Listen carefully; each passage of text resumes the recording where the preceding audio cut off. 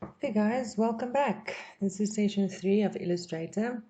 Today we're going to be looking at your tools panel again, customizing your own personal tools panel, and also rulers, guides, how to set them up, how to activate them, and then setting some preferences for yourself in Illustrator. So let's start with the tools panel. In the previous session, I already started looking at the tools panel here on your left-hand side. I went over it quickly. I spoke about some of the tools, but today we're going to look at how to customize it for yourself, because there's a lot of tools on here that you won't use. There's some tools that I never use. So it's better to customize it and only have the tools there that you are going to be using for your session or for your design. There's more than one way to customize a tools panel for yourself. Here at the bottom, you have your 3 little dots. So you could just click on those and it will give you the drop down menu like I've showed you before. And then you could go into your tools panel, select the tool that you do not want to work with in this design, and then just drag it back. You'll see that it makes a little minus. Drag it back to your drop down menu, and that will remove it from the tools panel that you see at the moment. This is a lengthy process, and what happens is your Illustrator don't save this. It won't save it for you, and every time you open Illustrator, the tools will be back the way that they were set up before. So it's easier to just go and customize and save your own tool panel for yourself. Before we do the customization of the tools panel, just want you to note that here at the top, I am currently on Essentials. If you change any of these settings, so the presets of Illustrator, let's say I'm going to change it to Painting, you'll see that your tools panel then automatically changes as well.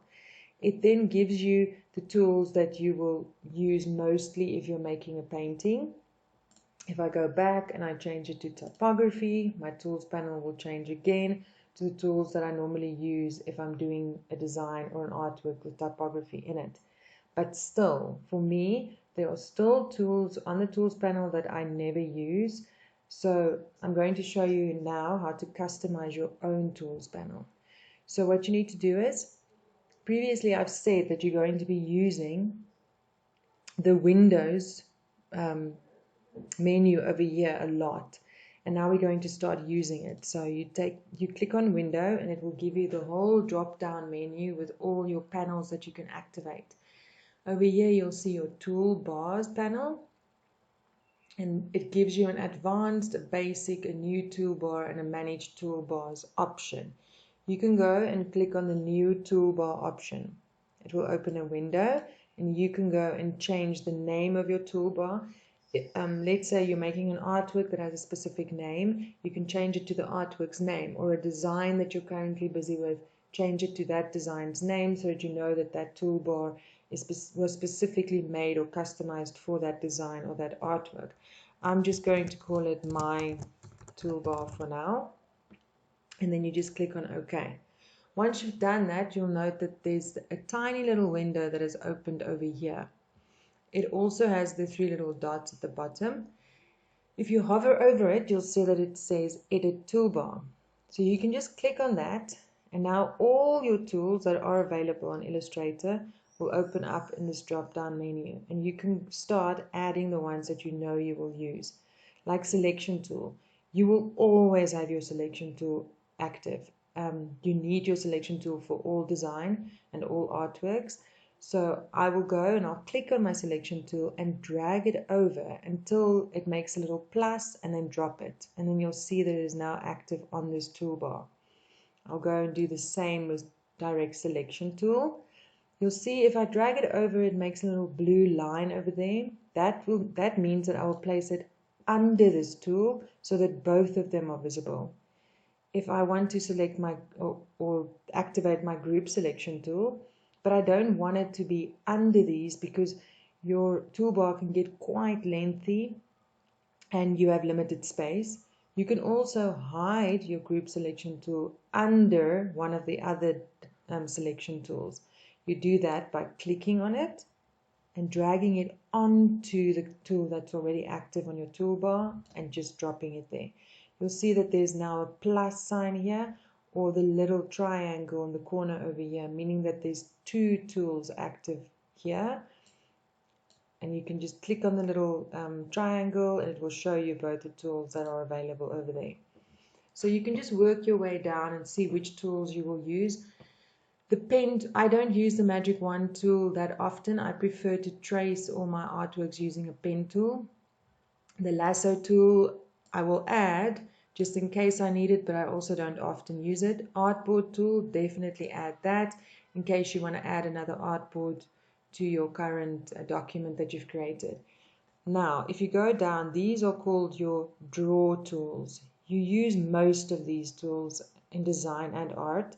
So if you want to select your pen tool, your add anchor tool, delete anchor tool, and anchor tool, you want to add all of these.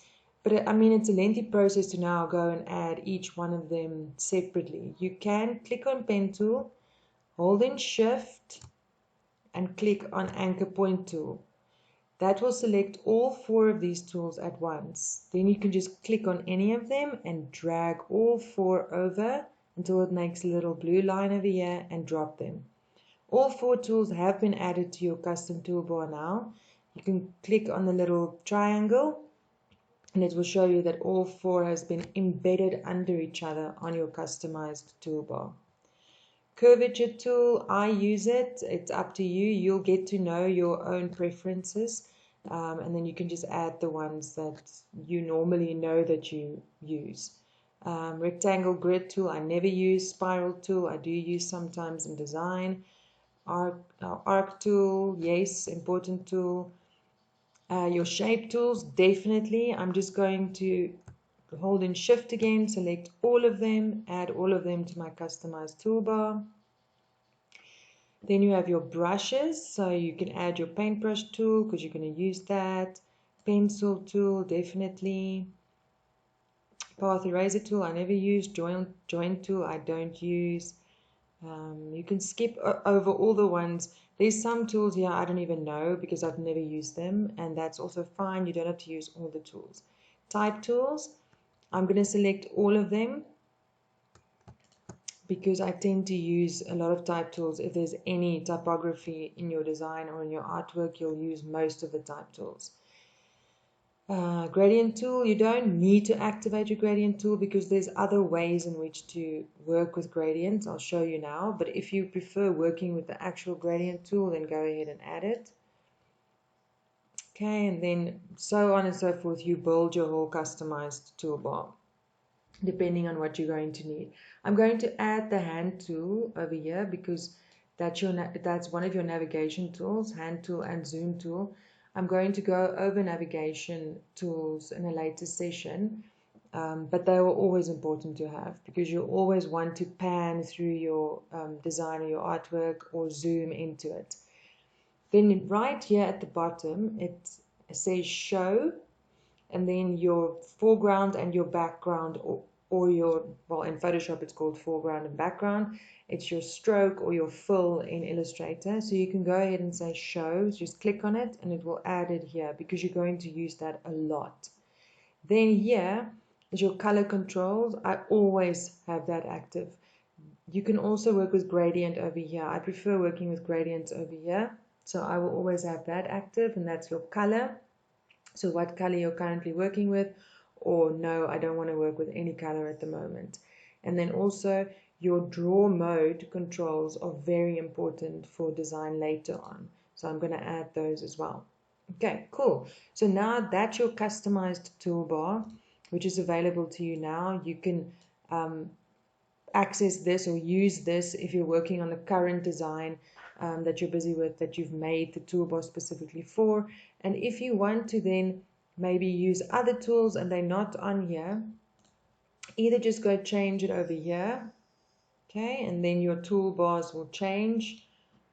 Over here, they'll change. Painting, they'll change. Okay, if you want to then, now your toolbar is gone, your customized one, and you don't know where it is, you go to window again, and you go to your toolbars, and you'll see that here, now you can see my toolbar, the one that I created, and I click on it and it's open again, and I can access all the tools I've customized for myself. You guys really need to go and play around with this for yourselves to get used to dragging and dropping and adding and taking away and so on. And you'll only know which tools to add once you've started working with the tools and designing and playing around and painting and drawing and cutting and things like that.